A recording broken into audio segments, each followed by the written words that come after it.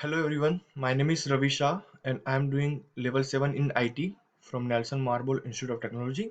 In here I will give you an introduction about NetApp storage system. In NetApp storage system, a whole storage application process is divided in 7 different modules, and that 7 different modules are: first of all we have to install a NetApp, and second one we just start our NetApp system management, and then inside the system management we can create aggregates and the volume. After that we just start with basic network administrator, and then create a snapshot, and then create a LUN, and at the end we just manage a storage space using different process. So in this video I will show you about a module 6 details, how to create a LUN and how we can give a license for iSCSI services. So in this lab, we can cover a license of iSCSI and how to start this service. How can we configure iSCSI in Windows Server 2012 R2? How can we create a LUN in NetApp System Management and access a LUN from the Windows Server 2012 R2? So in the next, what is iSCSI? iSCSI is a data transfer. iSCSI is a data transfer system. We can transfer a data by using intranet, and we can transfer a big data by using a LAN and WAN. So basically iSCSI we can use to communicate a data from one side to another side, to transfer a data in a secure way. What is a LUN? LUN is a logical abstract between physical devices and applications. Administrator give a volume and create a LUN, and that LUN uh, give size like give some introduction to the host, like this is the whole storage which is provided by administrator, but it hides some capacity apart from that host, and we can create another LUN remaining in the remaining capacity. So at the end we can move in our web application, open your vSphere web client, and open your client virtual machine. In here I already installed a NetApp on command system management, so just open it.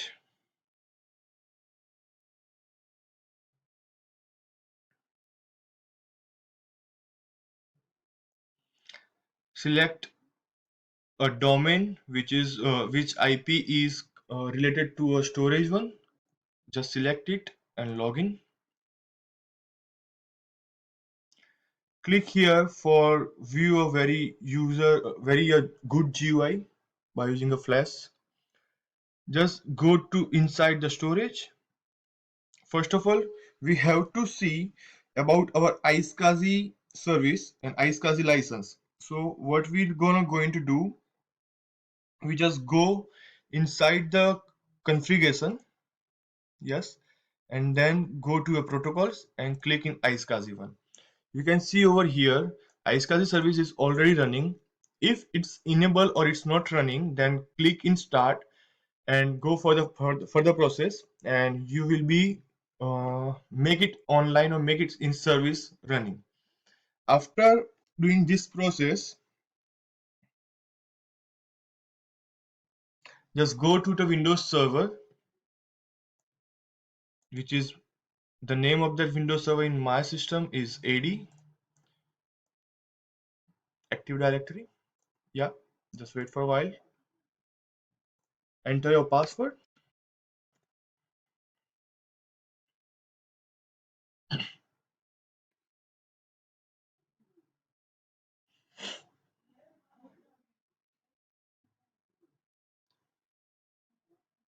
Wait for a while your server manager will be open.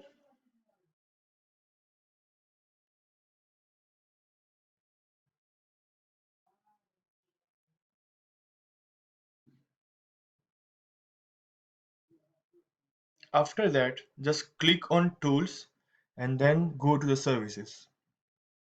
In here, we are going to start our iSCSI service in Windows Server 2012 R2. So just click anywhere and find out Microsoft iSCSI Initiator Service. You can see over here, I already start the process. So in my case, it's not needed to start, but if you want to start, just click and go to the property, make it manual, and then in here you can able to click on the start button, just hit on start, and you can show your service will be start. After that, just go to the start process. Yeah, in a server manager, search for iSCSI initiator and hit enter.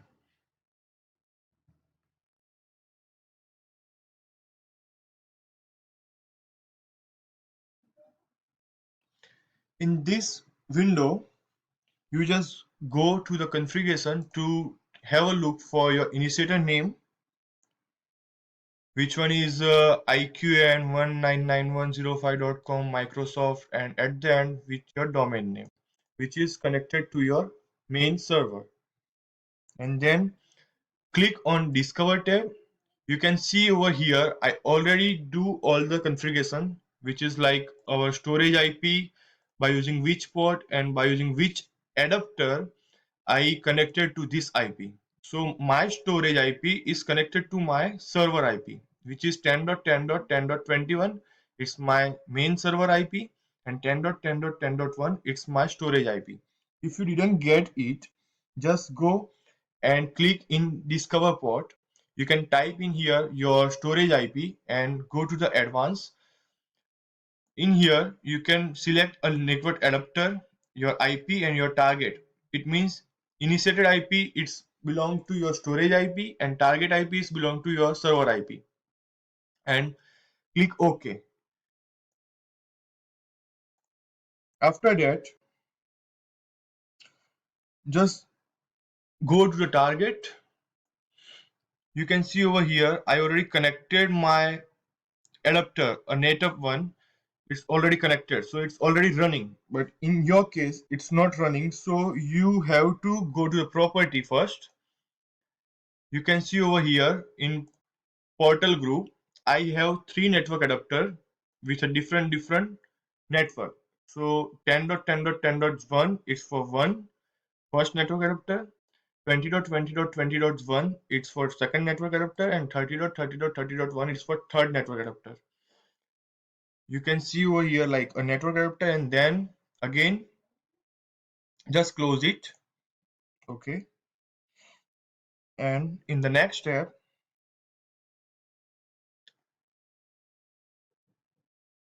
just go to the connect one, and you can see over here like you are able to connect this network.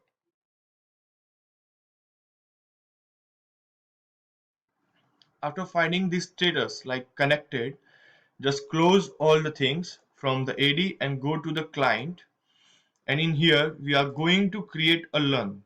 So in to create a LUN, just click on LUN, which is inside the storage. You can see over here like a main window for LUN, how many LUNs we are already created. For new LUN, we just click in here a create, and then next. Give a name of the LUN. I already created 4 LUNs, so I will give a fifth one.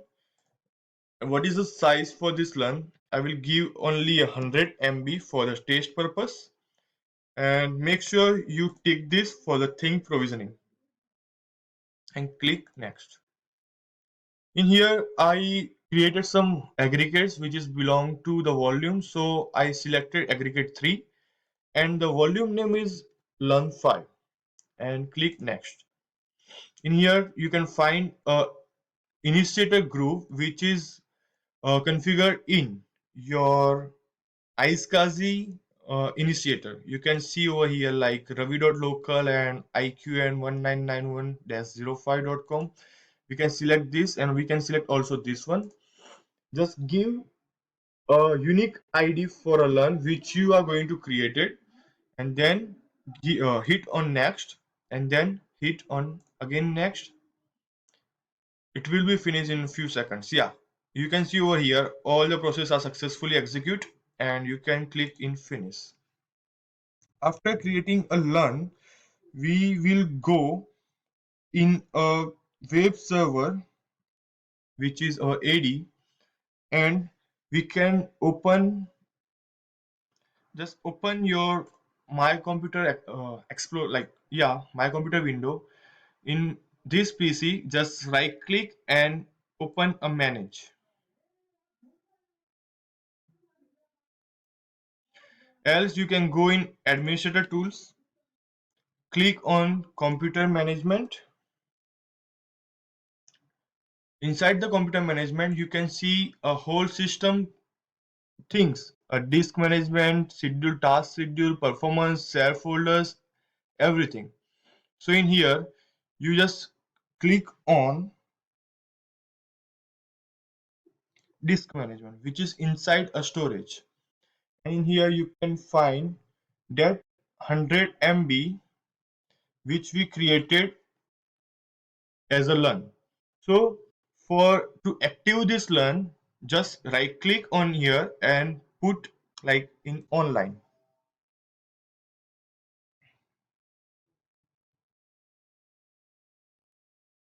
It will be online, yeah.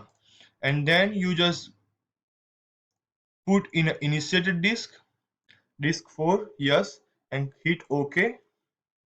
After finishing this process, you can see over here a status is online for this disk. To find this LUN as a directory, like a drive, you just do some process like select that directory, select that LUN, and right click and click on next, new simple volume. Click on next. What is the size of that directory or a drive? Just next. In here you can select your alphabet for the particular drive. Hit on next. This is a format pattern. By using, we can format our new created drive. Hit next and finish.